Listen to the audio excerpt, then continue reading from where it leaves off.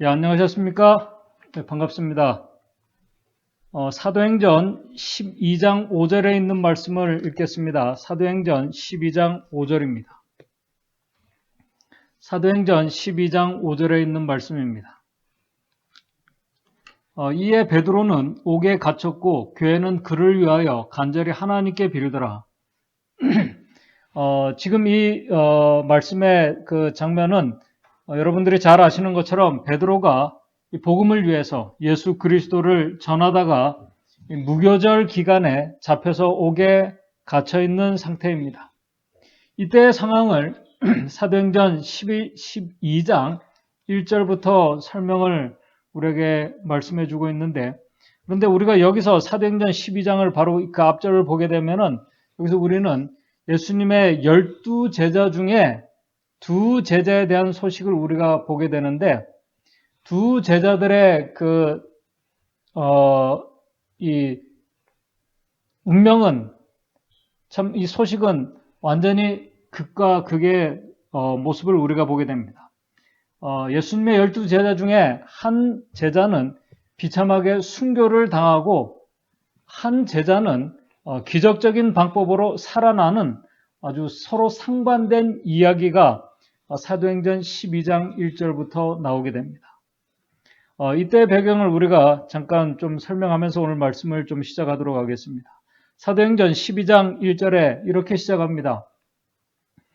그때에 헤롯 왕이, 여기서 그때라는 이 그때는 어느 때를 말하냐면은 예수님께서 하늘로 승천하신 지 13년째가 되던 AD 44년을 말합니다.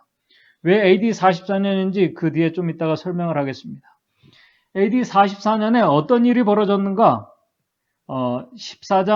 사도행전 12장 1절에 이렇게 말씀합니다.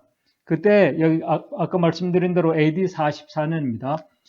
예수님 승천하신 후 13년째 되던 해에 헤롯 왕이, 여기서 등장하는 헤롯 왕은 요한을 이 헤롯의 그 아내, 그러니까 요한을 목베어 죽게 한 그 헤로디아의 남매가 되는 헤롯 왕을 말합니다.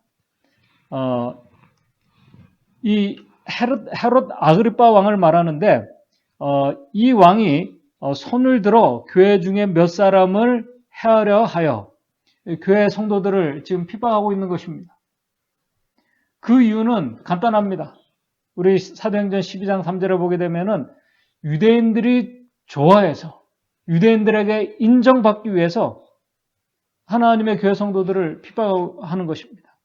그런데 그때 헤롯 왕이 몇 사람들을 핍박해서 죽였는데, 그 중에 한 사람이 예수님의 12제자 중에 한 사람인 야고보입니다.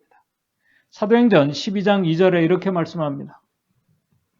요한의 형제 야고보를 칼로 죽이니, 헤롯 왕이 요한의 형제 야고보를 칼로 죽이니, 요한의 형제 야고보가 누구냐 하면은 예수님의 12제자 중에 우리 마태복음 10장 2절을 보시게 되면은 야고보와 그의 형제 요한이라고 이렇게 예수님의 12제자들의 이름을 얘기하면서 말하고 있습니다. 야고보와 그의 형제 요한. 그러니까 여기서는 요한의 형제 야고보, 예수님의 12제자 중에 한 사람입니다.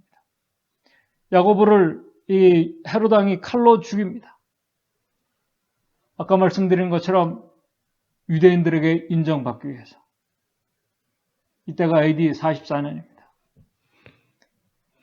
왜 AD 44년이냐면은 사도행전 12장 23절에 그 뒤에 보게 되면은 이런 악행을 저지른 헤롯 왕이, 하나님께서 헤롯 왕을 치셔서 12장 23절에, 사도행전 12장 23절에 그 헤롯 왕이 죽게 되었다고 성경은 말씀하고 있습니다. 헤롯 왕이 죽은 바로 그때가 AD 44년입니다. 바로 이때 예수님의 12제자 중에 한 사람인 야고보는 칼에 목베임을 당해서 순교합니다. 예수님 하늘로 가신 지 13년 만에 일어난 아주 비참한 일입니다. 그런데 바로 그때 야고보를 죽이고 나서 또 유대인들이 12장 3절에 보게 되면은 유대인들이 이 일을 기뻐하는 것을 보고, 야고보가 죽은 것을, 헤롯 왕이 죽인 것을 보고 기뻐하는 것을 보고, 이 헤롯 왕이 더 담대해져서 이제는 베드로까지 잡으려고 합니다. 베드로를 잡으려고 할새 무교절이라. 결국 12장 4절에 베드로를 잡음에 옥에 가두고 군사 내식인 내패에 맡겨 지키고 6월절 후에 백성 앞에 끌어내고자 하더라. 6월절과 무교절은 같이 이어지는 축제 기간이기 때문에 아마 사도행전 12장에서 같이 사용한 것 같습니다. 한 제자는 죽었습니다. 한 제자는 옥에 갇혔습니다. 그런데 이 두 제자의 운명이 너무나 다릅니다. 한 사람은 죽었습니다. 한 사람은 나중에 보시면 아시겠지만 기적적으로 살아나게 됩니다. 하나님께서 왜 그렇게 하셨을까? 베드로를 하나님께서 더 사랑하셔서 베드로를 살려주신 것일까? 그렇다고 하나님께서 야고보를 12제자 중에 하나인 야고보를 덜 사랑하셔서 야고보는 그냥 죽게 내버려 두신 것일까? 그것은 분명히 아닙니다. 분명히 하나님께서 이 베드로에게 행하신 기적을 야고보에게도 행하실 수 있으셨습니다. 근데 하나님께서 그렇게 하지 않으셨습니다. 우리는 왜 하나님께서 그때 이 두 사람의 운명을 두 명이 완전히 다르게 되게 하셨는지 여러 가지 우리가 추측하고 우리가 생각할 수는 있지만은 우리는 사실 정확하게 모릅니다. 그것은 전적인 하나님의 주권에 속하는 것이고 하나님의 그 비밀에 속하는 것입니다. 한 가지 분명한 사실은 베드로와 함께 예수님과 함께 동행하며 함께 동거동락했던 그의 형제, 같이 사랑했던 그의 동료 야고보가 바로 순교를 당한 것입니다. 그리고 이제 자신도 베드로도 야고보와 같은 죽음의 위기에 직면하게 되었습니다. 바로 이때 동료 제자들과 초대교회가 바로 그들을 위해서 베드로를 위해서 기도합니다. 사도행전 12장 5절입니다. 이에 베드로는 옥에 갇혔고 교회는 그를 위하여 간절히 빌더라. 여기서 우리는 베드로가 기적적으로 그 감옥에서 살아난 것은 초대교회가 기도했기 때문에 살아났다고 이야기할 수 있습니다. 맞습니다. 그러나 야고보가 잡혔을 때도 분명히 초대교회가 기도했을 것입니다. 야고보를 살려달라고 분명히 이 초대교회 교인들과 제자들이 같이 기도했을 것입니다. 그런데 야고보는 죽었습니다. 그리고 베드로는 살아났습니다. 오늘 우리가 여기서 참 아주 중요한 교훈들을 우리가 배우게 됩니다. 야고보도 죽었습니다. 사도행전 7장에 보게 되면은 스데반도 죽었습니다. 스데반도 우리 성경 말씀을 보게 되면 그가 죽음 앞에서 간절히 하나님 앞에 기도했습니다. 그러나 그가 순교당했습니다. 하나님께서 스데반을 살려주지 않으셨습니다. 우리가 어떻게 이해하고 받아들여야 할까요? 오늘 우리가 사는 이 세상에서 우리가 간절한 우리의 기도가 이와 대조가 되는 상황을 우리가 분명히 경험하고 또 우리 성도들이 그런 경험을 할 수가 있습니다. 어떻게 우리가 이러한 것들을 믿음으로 이해하고 우리가 받아들여야 할까요? 오늘 이 시간에 아주 중요한 신앙의 원리를 좀 이 베드로의 이 기적적으로 구출되는 이 과정을 통해서 좀 생각해 보고자 합니다. 분명 베드로가 기적적으로 구출된 것, 그 감옥에서 천사를 따라 나가면서 그가 정말 어떤 4차원의 세계처럼 이 감옥의 모든 것들을 다 지나서 그가 구출되는 이 장면, 분명 초대교회 간절한 성도들의 기도의 응답일 것입니다. 그러나 아까 앞에서 말씀드린 것처럼 스데반이 죽게 되었을 때, 야고보가 죽게 되었을 때 그들 분명히 기도했습니다. 아마 스데반도 죽으면서 하나님께서 왜 내 기도를 응답해 주시지 않는가? 그렇게 의심했다는 말씀이 하나도 없습니다. 오히려 그는 죽음의 위기의 순간에 사도행전 6장 15절을 보게 되면은 다 스데반을 주목해 보니 그의 얼굴이 천사의 얼굴과 같이 환해졌다고 그렇게 기록하고 있습니다. 분명히 인간적인 관점으로 볼 때 야고보나 스데반의 기도는 응답받지 못한 것처럼 보입니다.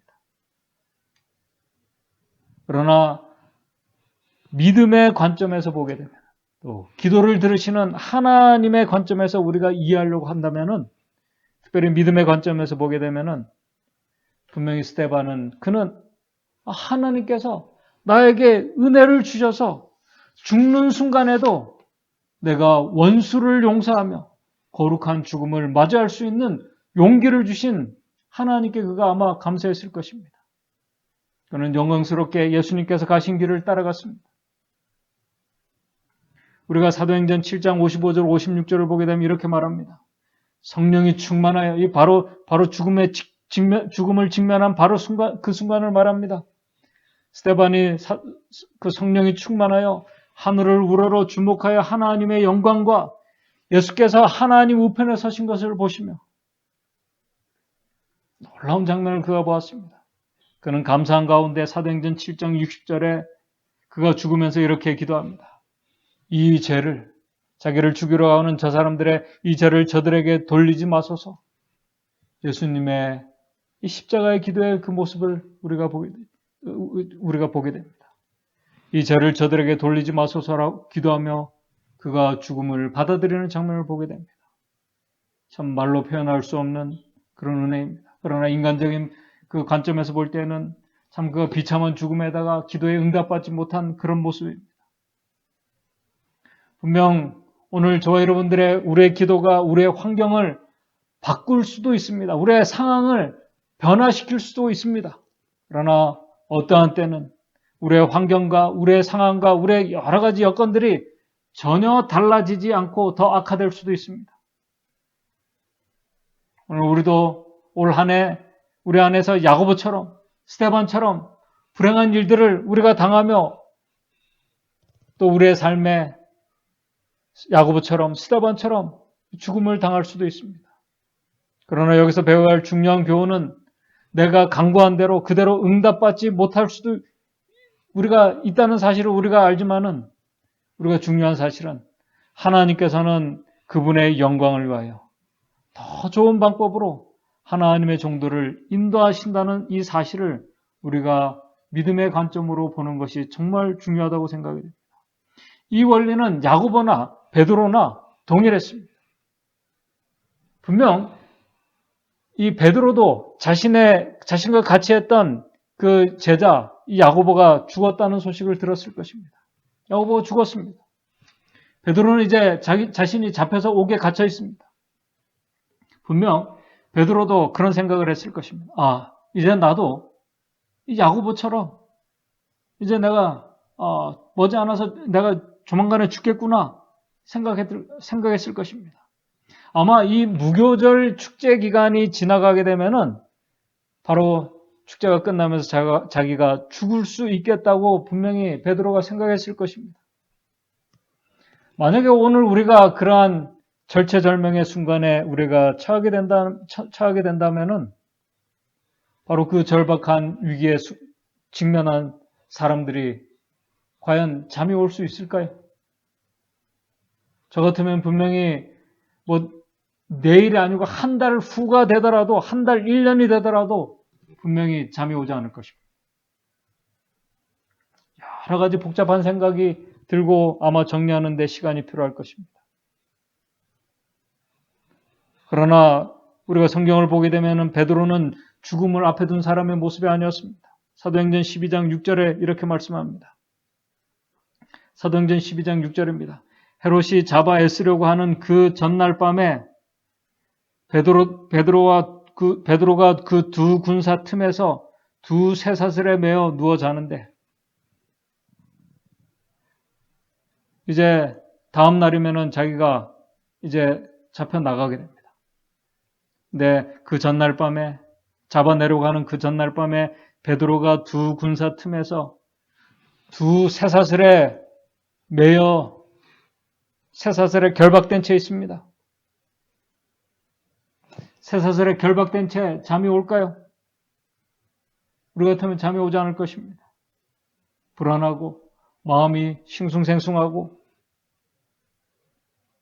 그러나 하나님을 온전히 신뢰하는 자들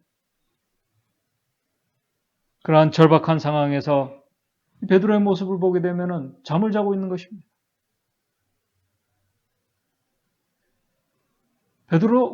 베드로가 그렇게 될 수 있는 그렇게 될 수 있는 사람이 되었던 것을 우리가 특별히 베드로전서를 보게 되면은 베드로가 이런 말을 했습니다. 너희 염려를 다 주께 맡겨버리라. 이는 저가 너희를 공고하십니다. 너희 염려를 다 주께 맡겼습니다. 심지어 베드로는 이 말씀을 하면서 5장 8절에 베드로전서 5장 8절에 너희 대적 마귀가 우는 사자같이 두루 다니며 삼킬 자를 찾고 다녀도 그렇게 잡혀 있어도 베드로는 두려움이 없었습니다. 염려하지 않았습니다. 왜? 하나님께 모든 것을 맡겼기 때문에.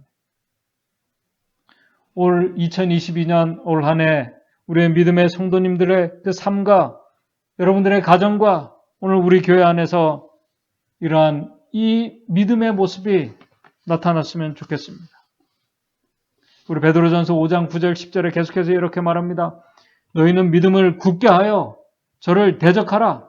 하나님을 온전히 신뢰하는 믿음 앞에 있는 자들은 그 믿음 앞에서 있는 시련과 장애물들 또 우리의 보이지 않는 그 영적인 이 싸움에서 우리를 이렇게 넘어지게 하려고 하는 이 악한 영들에 대적해 나가라는 것입니다. 그러면서 우리 이렇게 계속 말합니다. 이는 세상에 있는 너희 형제들도 동일한 고난을 당할 줄을 알미니라.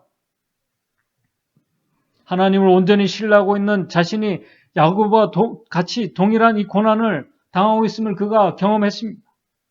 그러나 10절입니다. 베드로전서 5장 10절에 모든 은혜의 하나님 곧 그리스도 안에서 너희를 부르사 자기의 영원한 영광에 들어가게 하시니가 잠깐 고난을 받은 너희를 친히 온전케 하시며 굳게 하시며 강하게 하시며 터를 경고케 해주시겠다고 약속하신 하나님의 그 말씀을 베드로가 믿고 있었기 때문에 베드로는 그 위험한 순간에 그 옥에서 쇠사슬에 결박당했어도 잠을 잘 수가 있었던 것입니다. 베드로가 처음부터 그런 믿음의 사람이었는가? 하나님을 온전히 신뢰하는 그런 자였는가? 그렇지가 않습니다.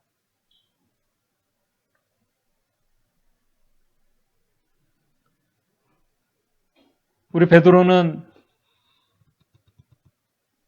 하나님을 온전히 신뢰하는 그런 사람이 전혀 아니었습니다. 잘 아시는 것처럼 베드로가 예수님께서 물 위를 걸어가실 때 자신도 물 위를 걷게 해달라고 하나님 앞에 요청을 했습니다. 그래서 하나님께서 베드로를 물 위를 걷게 하셨습니다. 그러나 베드로가 파도치는 그 모습을 보고 또 자신을 보면서 물에 빠져 죽다가 살아나는 경험했습니다. 심지어 그가 살기 위해서 예수님을 부인했던 그런 실패의 경험을 통해서 그 경험들을 통해서 베드로는 하나님을 예수 그리스도를 온전히 신뢰하는 이 중요한 원리를 그가 배웠습니다. 하나님께서 그런 자기를 용서해 주시고 그런 자기를 일으켜 주시고 인내해 주시고 기다려 주신 그 하나님의 은혜와 사랑을 그가 경험했습니다. 그런 하나님을 그가 신뢰하지 않을 수가 없는 것입니다. 그렇기 때문에 그 다음에 중요한 원리는 그렇게 하나님을 온전히 신뢰하는 자들, 믿는 자들, 바로 믿음의 결과인 순종하는 삶을 그가 살아갈 수 있었던 것입니다.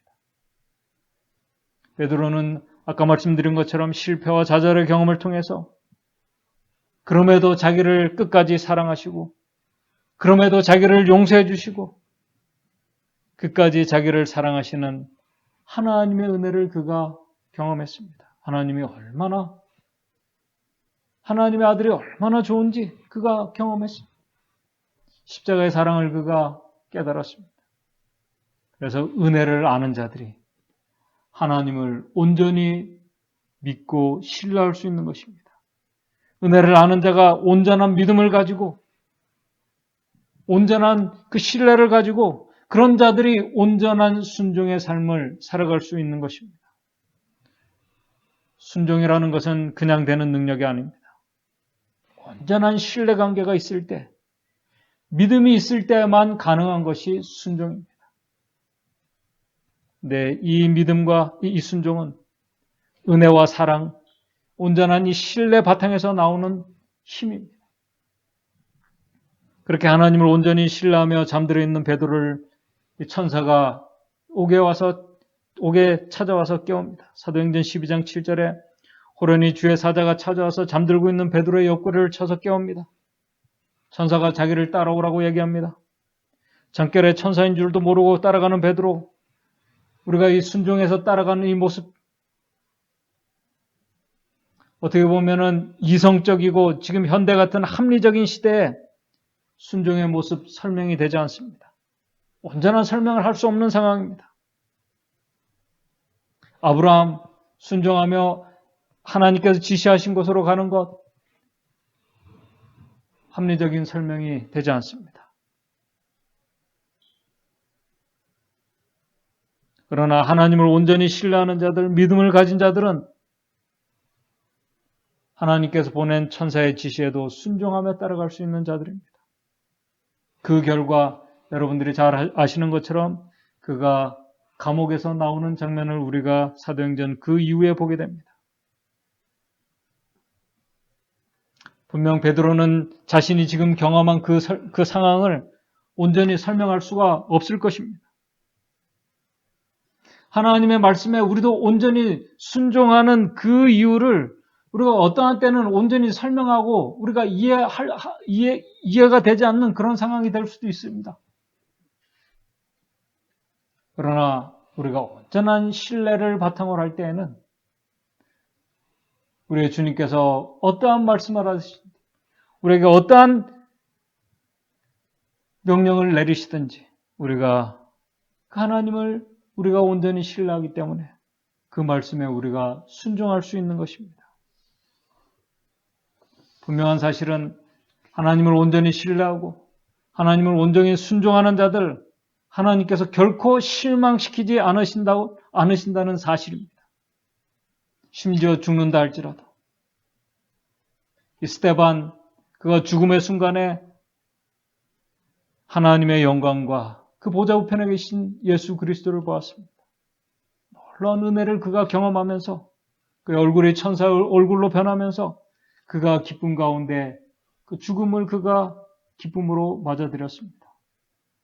우리가 온전히 설명할 수 없습니다. 분명한 사실은 하나님을 온전히 신뢰하는 자들을 하나님께서는 결코 실망시키지 않으신다는 사실을 우리가 언제나 어떠한 상황에 있든지 이 믿음에 대해서 우리가 흔들리지 않았으면 좋겠습니다. 하나님을 온전히 신뢰하는 자들, 순종하는 자들을 하나님께서는 선하게 인도하십니다. 그리고 하나님의 영광을 위해서 그들을 인도하고 계십니다. 하나님은 분명히 하나님을 온전히 신뢰하는 자들을 가장 선하게 인도해 주실 것입니다. 이제 2022년 올 한 해, 새롭게 시작된 한 해, 오늘 우리도 하나님을 죽기까지 신뢰할 수 있는 믿음의 성도들이 되시기를 바랍니다. 그리고 그 온전한 그 신뢰의 바탕 속에서 사실 이 신뢰는 아까 말씀을 드린 것처럼 하나님의 은혜와 사랑을 깊이 깨달을 때만 나올 수 있는 신뢰입니다. 그 신뢰 속에서 우리 예수님께서 가신 그 순종의 길을 오늘 저와 여러분들도 2022년 오늘 우리의 한 해의 삶이 하나님을 온전히 신뢰하는 가운데 순종의 길을 가는 저와 여러분들이 되시기를 바랍니다. 그래서 하나님을 그리스도 안에서 참된 신뢰와 순종의 길을 가면서 올 한 해 저와 여러분들이 소망하는 우리 하늘과 가까워지는 한 해가 되기를 바라면서 말씀을 마치도록 하겠습니다. 다 같이 기도하시겠습니다.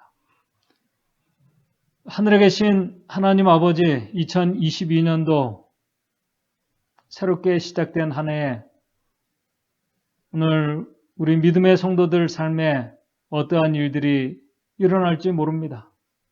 야고보처럼 불행한 일이 일어날 수도 있고 또 불행 속에서 베드로처럼 하나님의 기적적인 그 능력의 역사들이 우리의 삶 가운데 일어날 수도 있습니다. 그러나 우리가 어떠한 형편에 처하든지 하나님을 온전히 신뢰하는 믿음의 성도들 될 수 있도록 도와주시옵소서. 그 온전한 신뢰가 하나님의 은혜와 사랑을 우리가 깊이 깨달을 때 온다는 사실을 우리가 항상 기억하면서 하나님의 그 은혜가 얼마나 좋은지 우리가 은혜 속에 살아갈 수 있도록 도와주시옵소서. 그래서 하나님을 온전히 신뢰하면서 하나님께서 어린 양께서 우리를 어디로 인도하시든지 우리가 즐겨 순종하며 주님께서 인도하시는 그 길을 우리가 믿음으로 가는 우리 카네스빌 믿음의 성도들 될 수 있도록 주님 인도해 주시옵소서.